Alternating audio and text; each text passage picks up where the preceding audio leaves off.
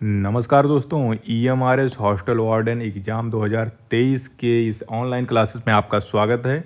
हम आज इस वीडियो में आप लोगों से उन प्रश्नों को चर्चा करने जा रहे हैं। एक सीरीज आई है जिसमें हम लोग ये बताएंगे कि जो है वो इम्पॉर्टेंट क्वेश्चंस कौन से हैं जो एग्जामिनेशन ऑफ पॉइंट से वेरी वेरी इंपॉर्टेंट है, जिन्हें आपको रट कर, आप चाहे रट लो, दिमाग में बिठा लो, चाहे घोल के पी जाओ, इन प्रश्नों को आपको जितना भी है वो पूरा याद करके जाना है। पहला जो हमारा जो एक टॉपिक है ICT 20 नंबर का एग्ज़ाम आने वाला है। क्वेश्चंस इसमें आने वाले हैं इंफॉर्मेशन और कम्युनिकेशन टेक्नोलॉजी या कंप्यूटर टेक्निक्स या टेक्नोलॉजी इसको कह सकते हैं।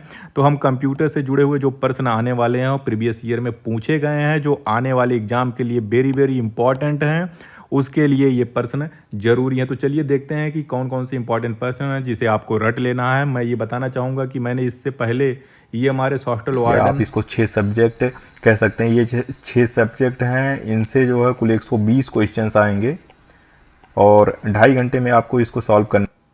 तो मैंने ये वीडियो पुराना वीडियो है जिसमें हमने जो है ये हमारे हॉस्टल वार्डन के एग्ज़ाम पैटर्न के बारे में पहले ही बता दिया है। तो हम जो आज इस वीडियो में पढ़ेंगे वो ICT का जो क्वेश्चन पेपर है उसको हम पढ़ रहे हैं। वो प्रीवियस ईयर का क्वेश्चन पेपर है। इसमें 20 क्वेश्चन पूछे जाएंगे, उसी को हम सॉल्व करने की कोशिश करेंगे और जानेंगे कि कौन से इंपॉर्टेंट क्वेश्चन है जो एग्जामिनेशन पॉइंट ऑफ व्यू से ज़रूरी हैं। ये टॉपिक है, ये सिलेबस है। ये हमारे हॉस्टल वार्डन परीक्षा के लिए पढ़नी है। वो उसका जो तीसरा सब्जेक्ट है वो है कंप्यूटर का या इंफॉर्मेशन टेक्नोलॉजी का है। इससे सब्जेक्ट से कुल 20 क्वेश्चन आएंगे। आप सभी को पता है एक क्वेश्चन 1 नंबर का होगा, तो 20 नंबर का जो क्वेश्चन होगा वो कंप्यूटर और इंफॉर्मेशन टेक्नोलॉजी से रिलेटेड होगा, जो आपका ये वीडियो ऑलरेडी अपलोड किया जा चुका है। ये ICT या कंप्यूटर या इंफॉर्मेशन टेक्नोलॉजी का सिलेबस का वीडियो डाला जा चुका है। ये सारे वीडियो आपको प्लेलिस्ट में, ये हमारे हॉस्टल वार्डन एग्जामिनेशन के नाम से एक प्लेलिस्ट ज्ञानालय पे बना हुआ है जिसमें आप इसको आसानी से पा सकते हैं। तो कंप्यूटर में जो पूछा जाएगा, चलिए हम लोग देखते हैं। 2016 में जो एग्जामिनेशन EMRS ने हॉस्टल वार्डन के लिए कराया था, आज हम सिर्फ 10 क्वेश्चन के बारे में चर्चा करेंगे जो अपना 23 का एग्जामिनेशन होने वाला है उसके लिए इंपॉर्टेंट है, क्योंकि 2016 का एग्ज़ाम बहुत पहले हुआ है। तो बहुत सारा उम्मीद है कि इसमें बहुत सारे क्वेश्चन से रिपीट होंगे। हमारा सिलेक्शन इसलिए नहीं रुकता है कि हमने पढ़ा नहीं है, हमारा सिलेक्शन इसलिए रुक जाता है कि हमें आते हुए भी हम बहुत सारे क्वेश्चंस गलत कर जाते हैं। अगर आप लोगों ने इससे पहले किसी भी एग्जामिनेशन में, किसी भी प्रतियोगी परीक्षा में बैठा होंगे और एग्ज़ाम दिया होगा, तो आपने महसूस किया होगा कि आपको बहुत सारे क्वेश्चंस ऐसे थे जो आपको आ रहे थे, आने के बाद भी आप जो है हड़बड़ाहट में, उतावलेपन में या फिर लो कॉन्फिडेंस की वजह से या कन्फ्यूजन की वजह से आप आते हुए क्वेश्चंस को भी गलत कर दिए और यही कारण रहा आपकी सिलेक्शन ना होने का।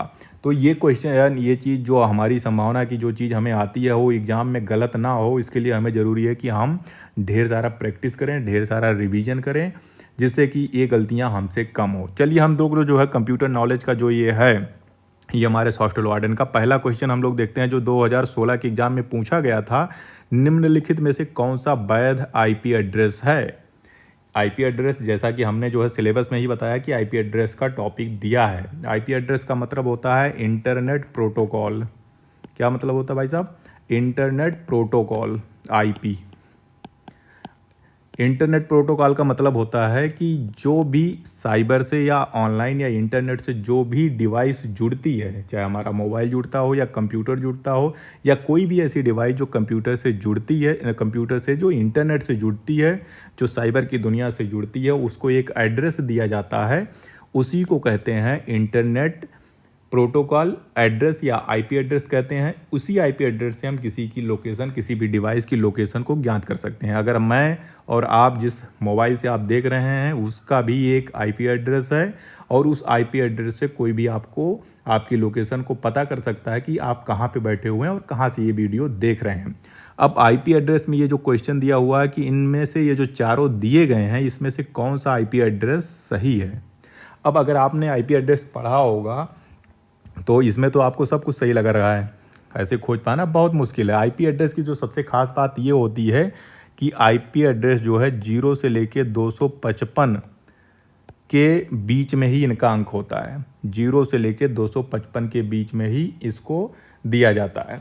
अब देखिए, जिसमें 4 अंक होते हैं, सब में 4 अंक दिया है। 1 हो गया, 2 हो गया, 3 हो गया, 4 हो गया। अब आप इसमें पकड़ोगे कैसे? इसमें यही मैंने कहा कि 0 से लेके 255 के ऊपर जो है कोई अंक आईपी एड्रेस में नहीं दी जाती है। 1 हो सकता है, 0 हो सकता है, 255 हो सकता है, लेकिन 256 नहीं हो सकता, क्योंकि 255 के ऊपर का कोई भी आईपी एड्रेस वैध आईपी एड्रेस नहीं आएगा। तो ये अगर ऑप्शन हम देखेंगे तो इसमें देखिए क्या दिया है, 984 दिया है। जब 255 से ऊपर हो ही नहीं सकता भाई, तो 984 कैसे आ गया? सेम यहाँ पे दिया है, यहाँ पे देखिए आपको जो है 3, जो बी ऑप्शन है इसमें दिया है 321। भाई 255 से ऊपर जब आईपी एड्रेस हो ही नहीं सकता तो 321 का कोई मतलब है ही नहीं। यहाँ देखो, यहाँ तो 3456 दे दिया है। तो अपना बचता क्या भाई? अपना ये बचता है डी ऑप्शन। डी ही है जो वैध आईपी एड्रेस है, क्योंकि ये भी 192.168.56.115 ये 0 से लेके 55 के बीच में है। तो ये अपना जो राइट आंसर है कि निम्नलिखित में से कौन सा आईपी एड्रेस वैध है, वो है आपका ऑप्शन डी। आप डी को टिक करेंगे और आगे बढ़ेंगे। चलिए हम लोग जो है क्वेश्चन नंबर 2 को देखते हैं। 2 क्वेश्चन जो है ये है कि यह एक मालवेयर कंप्यूटर प्रोग्राम है जो स्वयं की प्रतियां बनाता, मतलब ऐसा कौन सा कंप्यूटर मालवेयर है जो खुद की कॉपी बना सकता है, खुद को रेप्लिकेट कर सकता है। ठीक है, खुद का रेप्लिकेट करना मनना मतलब होता है कि खुद की कॉपी बना सकता है। मान लीजिए ये कि वायरस है या कोई भी एक मॉलवेयर है, अगर ये खुद अपनी कॉपी बनाने में सक्षम है, खुद बिना किसी सहायता के, वो कौन सा वायरस है, मतलब वो कौन सा मालवेयर है। मालवेयर का मतलब होता है, एक मालवेयर कंप्यूटर प्रोग्राम होते हैं, मैलिशियस वेयर होते हैं, मैलिशियस एप्लीकेशन होते हैं जो दुर्भावना की भावना से बनाए जाते हैं, जो कंप्यूटर को इन्फेक्ट करने के लिए, डेटा चुराने के लिए, कंप्यूटर को कंट्रोल करने के लिए, आपके इंटरनेट को यूज करने के लिए ऐसे कंप्यूटर प्रोग्राम बनाए जाते हैं। मॉड्यूम जो है ये रेप्लिकेट नहीं करता है। वायरस जो है, कुछ वायरस रेप्लिकेट कर सकते हैं, लेकिन सारे वायरस रेप्लिकेट नहीं कर पाते हैं, सेल्फ रेप्लिकेट नहीं कर पाते हैं। ट्रोजन हार्स भी खुद रेप्लिकेशन नहीं कर पाता है। तो बचता है वार्म। वार्म जो है एक ऐसा मालवेयर है या एक ऐसा कंप्यूटर प्रोग्राम है जो खुद अपनी कॉपी बनाने में सक्षम है। ये 1 से 2 बन सकता है, 2 से 4 बन सकता है, 4 से 8 बन सकता है, और ऐसे अपनी अनगिनत कॉपियाँ बना सकता है। तो क्वेश्चन नंबर 2 का जो आंसर होगा कि यह एक ऐसा मालवेयर कंप्यूटर प्रोग्राम है जो स्वयं की प्रतियां बना सकता है, तो आपका आंसर होगा वार्म। चलिए अगले क्वेश्चन को देखते हैं, क्वेश्चन नंबर 3 को। क्वेश्चन नंबर 3, जैसा कि हम लोगों ने सिलेबस में ही कहा था कि ऑपरेटिंग सिस्टम वो सिलेबस का पार्ट है, सिलेबस में दिया गया है ऑपरेटिंग सिस्टम के बारे में आपको पढ़ना है। यही से क्वेश्चन पूछा गया है कि निम्नलिखित में से कौन सा ऑपरेटिंग सिस्टम नहीं है। हम सभी लोग कंप्यूटर चलाते हैं, हम सभी लोग मोबाइल चलाते हैं, हम सबको पता है कि भाई एंड्रॉयड लेना है मोबाइल में कि iOS लेना है। कंप्यूटर ले रहे हैं तो हम लोग विंडो देखते हैं कि यार विंडो 10 है कि विंडो 11 है कि विंडो 13 है, 14 है, क्या है। तो यही ऑपरेटिंग सिस्टम होता है। ऑपरेटिंग सिस्टम एक एप्लीकेशन सॉफ्टवेयर होता है जो कंप्यूटर के बेसिक फंक्शन को करता है। वो उसके कंप्यूटर के जो हार्डवेयर होते हैं, जो यूजर होते हैं, उनको जोड़ने के लिए जिस बेसिक सॉफ्टवेयर की ज़रूरत होती है उसी का नाम है ऑपरेटिंग सिस्टम। अब चलिए देख लेते हैं भाई कौन सा इसमें है। ये ऑप्शन दिया है यूनिक्स, जी ज़रूर ये ऑपरेटिंग सिस्टम है। विंडो, जी हाँ ये भी ऑपरेटिंग सिस्टम है। माइक्रोसॉफ्ट का विंडो आता, सारे जितने अधिकांश कंप्यूटर हैं, लैपटॉप हैं, सब में विंडो ही पड़ा होता है, और कोई तो चलता नहीं। यूनिक्स भी कहीं कहीं यूज होता है, लेकिन ये जनरल यूज में नहीं है। लाइनक्स का भी यही हाल है। लाइनक्स को जो है ये जो जितने हैकर होते हैं और बाकी जो बड़े कंप्यूटर होते हैं उसमें लाइनक्स यूज होता है। बचता है एप्पल। एप्पल भाई सही में जो है एप्पल एक कंपनी है, ये कोई ऑपरेटिंग सिस्टम नहीं है। एप्पल का जो ऑपरेटिंग सिस्टम है उसका नाम है iOS। iOS मतलब आईफोन ऑपरेटिंग सिस्टम। ये एप्पल के जितने भी प्रोडक्ट आते हैं उसमें iOS ही लगा था। आपको पास आईफोन हो, आईपैड हो या मैक OS सब, या मैक कंप्यूटर हो, उसमें सब में iOS चलता है। तो आपका जो निम्नलिखित में से कौन सा ऑपरेटिंग सिस्टम नहीं है, तो आपका आंसर होगा कि एप्पल ऑपरेटिंग सिस्टम नहीं है, जबकि एप्पल जो है कंपनी है। चौथा जो है क्वेश्चन आपका है कि MS वर्ड में एक फाइल खोलने के लिए, एक नया फाइल खोलने के लिए किस शॉर्टकट की या किस कुंजी की ज़रूरत पड़ती है। शॉर्टकट है, सिलेबस में शॉर्टकट दिया हुआ है, स्पष्ट रूप से लिखा हुआ है कि शॉर्टकट से क्वेश्चन पूछे जाएंगे। तो चलिए देख लेते हैं भाई, नया फाइल खोलना है तो क्या करोगे। सिंपल सा है, Ctrl+N दबाओगे, नई चीज़ खुल जाएगी। Ctrl+N से नई चीज़, नया फाइल अपने आप खुल जाता है। जब भी अभी आप कंप्यूटर चलाइएगा, इस बार लैपटॉप चलाइएगा तो कंट्रोल दबा के यन दबा दीजिएगा, आपको नई फाइल खुल जाएगी MS वर्ड में। कहीं पे भी खोलोगे तो नई फाइल खोलने के लिए कंट्रोल N का प्रयोग किया जाता है।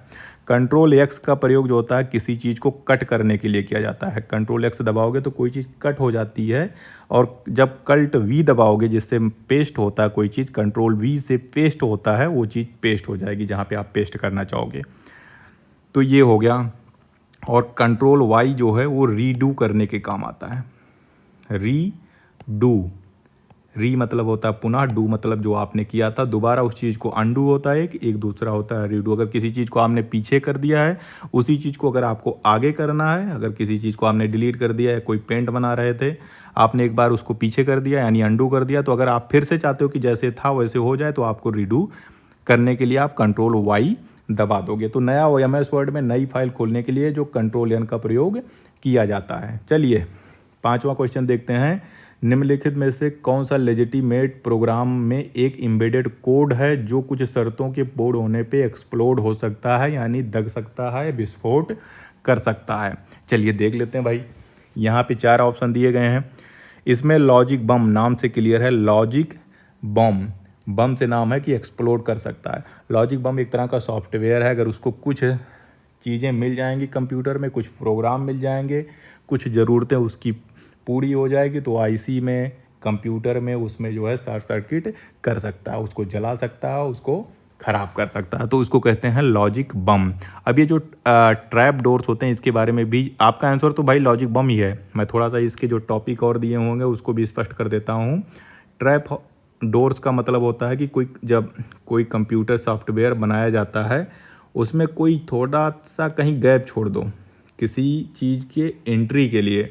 मान लीजिए हमने एक सॉफ्टवेयर बनाया, सॉफ्टवेयर में लगा हुआ कि भाई उसमें प्रवेश करने के लिए आपके पास यूज़र ID और पासवर्ड होना चाहिए। अगर आपके पास यूज़र ID और पासवर्ड है तो आप उस एप्लीकेशन में प्रवेश कर जाएंगे। ट्रैप डोर क्या होते हैं कि एक पतला रास्ता बना दिया जाता है हैकर्स के लिए या किसी और चीज़ के लिए। उस रास्ते का प्रयोग करते कोई भी उस सॉफ्टवेयर में, उस एप्लीकेशन में घुस सकता है। उसे किसी एप्लीकेशन की या किसी यूज़र ID की या किसी पासवर्ड की ज़रूरत नहीं होती है। ऐसे डोर को ट्रैप डोर्स कहा जाता है। ट्रोजन हार्स क्या होते हैं? ट्रोजन हार्स क्या होते हैं? ये भी एक तरह के जो है मालवेयर होते हैं। जो मेन एप्लीकेशन होता है, जो ओरिजिनल एप्लीकेशन होता है, उसी की तरह ट्रोजन हार्स सेम तरह का सॉफ्टवेयर दिखेगा। मतलब 2 एप्लीकेशन मान लीजिए आप यूट्यूब चला रहे हैं, एक यूट्यूब जो है जो ओरिजिनल वाला यूट्यूब है, एक जो है जो ट्रोजन हार्स से बना हुआ है यूट्यूब है। दिखेंगे दोनों सेम। आप जब इसको अगर आप गलती से जो है ट्रोजन हार्स पे क्लिक कर देंगे तो पूरा सिस्टम, आपका पूरा कंप्यूटर जो है वो जो है वायरस से इन्फेक्ट हो जाएगा, और जो इसका हैकर होगा वो आपके कंप्यूटर को कंट्रोल कर लेगा, डेटा आपको चुरा लेगा, आपका कंट्रोल अपने नियंत्रण में ले लेगा। लॉजिक बम आपको बता ही दिया है कि ये ऐसे मैलिशियस सॉफ्टवेयर होते हैं, ऐसे एप्लीकेशन होते हैं, अगर इनकी कुछ ज़रूरतें जो है कुछ एप्लीकेशन से पूरी हो जाएं तो वो जो है पूरा कंप्यूटर आपको जला सकते हैं, उसको फोड़ सकते हैं, एक्सप्लोड कर सकते हैं। वायरस आप जानते ही हैं, वायरस एंटीवायरस आप अपने PC में, अपने लैपटॉप में डालते ही हैं। वायरस भी जो है एक तरह के एप्लीकेशन होते हैं जो कंप्यूटर को इन्फेक्ट करते हैं, डेटा चुराते हैं, आपकी जो सिस्टम है उसको अपने कंट्रोल में ले लेते हैं, आपके इंटरनेट को यूज कर लेते हैं। तो ये भी एक तरह के मैलिशियस क्या होते हैं? मैलिशियस एप्लीकेशन होते हैं। चलिए हम 6ठा क्वेश्चन देखते हैं कि एक स्प्रेडशीट में डाटा किस तरह से व्यवस्थित होते हैं। तो स्प्रेडशीट क्या होते हैं भाई? अगर MS ऑफिस देखा होगा तो उसमें एक्सेल, पावर पॉइंट होता है, एक्सेल होता है। एक्सेल का जितना भी काम होता है स्प्रेडशीट में होता है। स्प्रेडशीट में 2 ही चीज़ होते हैं, या तो रो होगा या तो कॉलम होगा। रो और कॉलम में पूरा स्प्रेडशीट चलता है। तो आपका आंसर अपने आप क्या हो जाएगा भाई? रो और कॉलम जो होता है वो डेटा उसी में व्यवस्थित होते हैं। चलिए अपना 7वां जो क्वेश्चन है वो देख लेते हैं।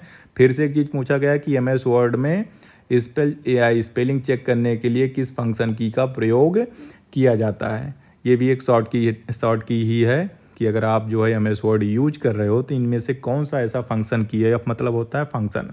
अगर आप लैपटॉप या कंप्यूटर के कीबोर्ड को देखेंगे तो सबसे ऊपर लिखे होते हैं ये F1, F2, F3, F4, 12 तक ऐसे दिए होते हैं। अब MS वर्ड में अगर आपको स्पेलिंग चेक करना है तो आप जो है F7 दबा दीजिए। जो भी स्पेलिंग गलत होगी उसमें आप अपने आप हाईलाइट हो जाएगी। फंक्शन एफ दबा दीजिएंगे तो एम एस वर्ड में जो भी आपने टाइप किया होगा या जो भी आपने किसी चीज़ को कॉपी पेस्ट किया होगा तो जिसकी स्पेलिंग गलत होगी वो अंडरलाइन उसमें दिखाएगा। और इसमें तो चलिए चारों को मैं बता ही देता हूँ छोटा छोटा क्या होता है कि फंक्शन एफ का प्रयोग जो होता है रिफ्रेश करने के लिए किया जाता है। कंप्यूटर को अगर आपको रिफ्रेश करना है तो फंक्शन एफ डाल दीजिए, कंट्रोल मतलब F5 डाल दीजिए, अपने आप जो है रिफ्रेश हो जाएगा आपका कंप्यूटर, फिर से सही हो जाएगा। अगर स्पीड स्लो हो जाती है तो कंट्रोल F डाल के आप उसको रिफ्रेश कर सकते हो। 6 का प्रयोग जो होता है, ये 6 का प्रयोग किसके लिए होता है?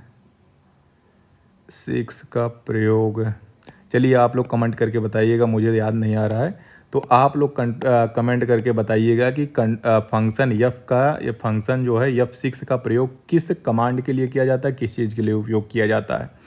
F8 का प्रयोग तो किया जाता है ये रिबूट करने के लिए, कंप्यूटर को रिबूट करने के लिए या बूट करने के लिए जो है F8 का प्रयोग किया जाता है। तो स्पेलिंग चेक करने के लिए जो है किसका प्रयोग होता है भाई? F6 का F7 का प्रयोग होता है। चलिए 8वां क्वेश्चन देखते हैं कि उपयोग में डेटा एक बार से अधिक नहीं लिखा जा सकता। एक खाली स्थान दिया हुआ है यहाँ पे, ये ब्लैंक दिया हुआ है कि ऐसी कौन सी, ये चारों में से कौन सी ऐसी चीज़ है, CD है, सब CD और DVD दिए गए हैं जिसमें डेटा को आप सिर्फ एक बार लिख सकते हैं, एक बार राइट कर सकते हैं, उसके बाद दोबारा उस पर कोई चीज़ आप नहीं लिख सकते हैं। CD RW मतलब रीड और राइट, CDR मतलब CD, R का मतलब होता है रीड, DW रीड और राइट, RW का मतलब, R का मतलब होता है रीड और W का मतलब होता है राइट है। एक होता है फ्लैश ड्राइव। तो क्या आपके हिसाब से क्या लग रहा है क्या होगा इसमें? CDR में आप सिर्फ मतलब कॉम्पैक्ट डिस्क, R मतलब रीडेबल है, एक बार अगर इसमें डेटा आपने डाल दिया, इसमें किसी चीज़ को इसमें स्टोर कर दिया तो इस पर दोबारा कोई और डेटा आप उसमें राइट नहीं कर सकते। वो बार बार आप उसको देख सकते हैं लेकिन उस पर कोई और नई चीज़ उसमें रीड नहीं कर और राइट नहीं करा सकते, उस पर कोई और नई चीज़ नहीं पड़ेगी, एक से अधिक बार उस पर नहीं लिख सकते। तो CDR पे सिर्फ एक बार ही लिखा जाएगा, एक से अधिक बार उस पर नहीं लिख सकते। 9वां जो अपना क्वेश्चन है कि डॉट मैट्रिक्स प्रिंटर क्या होता है। सिलेबस में दिया हुआ है कि भाई प्रिंटर से क्वेश्चन जरूर आएंगे तो आपको प्रिंटर पढ़ना ही होगा, कीबोर्ड से क्वेश्चन जरूर आएंगे, आपको कीबोर्ड पढ़ना है, शॉर्टकट से क्वेश्चन आएंगे, शॉर्टकट को आपको पढ़ना है, फंक्शन की से आपका क्वेश्चन आएगा, आपको पढ़ना ही पढ़ना है। तो 9वां जो अपना क्वेश्चन है वो है डॉट मैट्रिक्स प्रिंटर है। क्या होते हैं डॉट मैट्रिक्स प्रिंटर? जो होते हैं वो इम्पैक्ट प्रिंटर हैं।